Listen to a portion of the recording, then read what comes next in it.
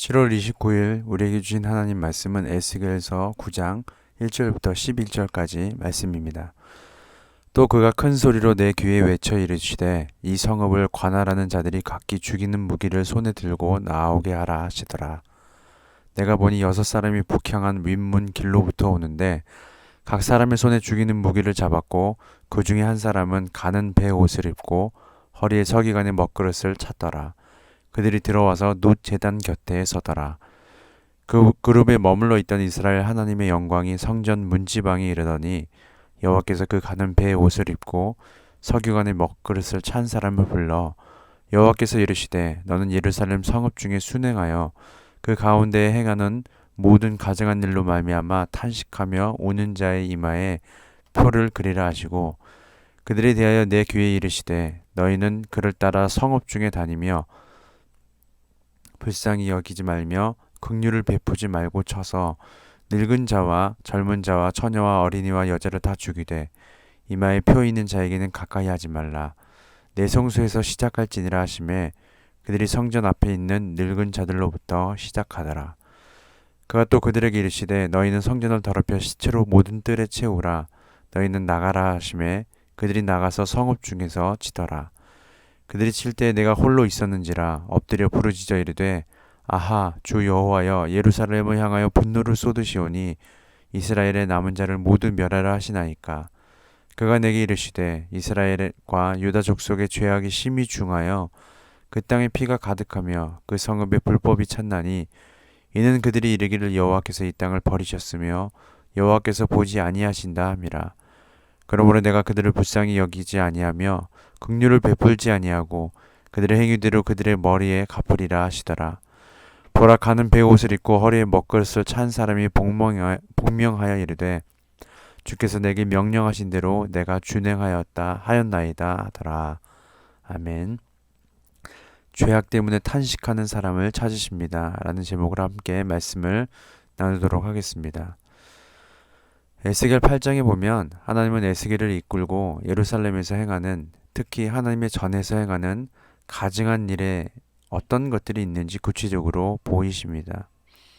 그리고 9장에 와서 이스라엘 백성에 대한 심판을 하겠다고 말씀하시는데 바로 그 큰 가증한 일을 행하였던 하나님의 전 성소에서부터 그 심판을 시작하시겠다고 말씀하십니다. 이 하나님은 심판을 준행할 7명을 보내는데 그중 6명은 죽이는 무기를 손에 들고 있었고 그중 1명은 가는 베옷을 입고 허리에 서기관의 먹그릇을 차고 있었습니다. 죽이는 무기를 손에 든 자들은 가장 가증한 일을 행하는 성소에서부터 시작하여서 늙은 자와 젊은 자와 처녀와 어린이와 여자를 막론하고 다 죽이는 역할을 맡았습니다. 그리고 허리에 서기관의 먹그릇을 찬 자는 가증한 일로 말미암아 탄식하며 우는 자의 이마에 표를 그리는 역할을 맡았습니다. 그리고 이마에 표가 있는 자는 죽임을 면하게 될 것이다 라고 말씀하십니다. 이스라엘 백성이 애굽에서 탈출할 때에 하나님은 어린 양의 피를 문설주에 바른 집은 죽음의 심판을 넘어가겠다라고 말씀하셨고 그렇게 행하셨죠. 성경에 명확하게 나와 있진 않지만 어쩌면 그들 중에서는 이스라엘 백성이 아닌 자도 포함되어 있었을지도 모릅니다. 실제로 출애굽 행렬에는 이스라엘 출신이 아닌 자들도 다수 포함되어 있었죠. 예를 들어서 갈렙 가문처럼 말입니다. 하지만 반대로 이스라엘 백성임에도 불구하고 끝까지 하나님의 말씀을 듣지 않음으로 말미암아 애굽 사람들과 같이 장자의 생명을 뺏기는 사람도 있었을지도 모릅니다. 어린 양의 피를 자기 집 문설주에 바른 사람은 하나님의 말씀을 듣고 하나님께서 모세를 통하여 보이신 기적을 보았고 그렇게 하나님께 믿음으로 나아갔던 자들이었을 것입니다. 어찌되었던 그들은 모세를 통하여 전달된 하나님의 경고의 메시지를 들었고 하나님께서 말씀하신 구원을 받는 방법에 순종하였던 것입니다. 하나님께서 이스라엘에게 원하셨던 것은 모세를 통한 하나님의 기적과 경고의 메시지를 듣고 문설주에 어린 양의 피를 발라 죽임을 면했던 것처럼 이스라엘의 가득한 가증한 일에 대해서 탄식하며 우는 자의 이마에 표를 그려 그들을 남은 자로 세우시길 원하셨을 것입니다. 그래서 7명 중 한 명은 이마에 표를 그려 구원을 베푸시는 하나님의 긍휼하심과 은혜를 행하는 자로 세우셨던 것이죠. 하지만 정말 안타깝게도 7절부터 11절까지의 말씀을 보면 이마에 표를 그릴 만한 사람이 없었던 것 같습니다. 늙은 자로부터 죽임을 당하고 성전을 더럽혀 시체가 모든 뜰에 채워지는 것을 에스겔이 보고 있는데 그 중에 남은 자, 즉 이마에 표를 그려서 살아남은 자가 에스겔이 보기에 없어 보이는 것입니다. 그래서 8절에 하나님 앞에 이렇게 부르짖죠. 그들이 칠 때에 내가 홀로 있었는지라 엎드려 부르짖어 이르되 아하 주 여호와여 예루살렘을 향하여 분노를 쏟으시오니 이스라엘의 남은 자를 모두 멸하려 하시나이까. 이렇게 에스겔이 부르짖습니다. 그러자 하나님은 그들의 행위대로 그들의 머리에 감는 것이라고 말씀하십니다.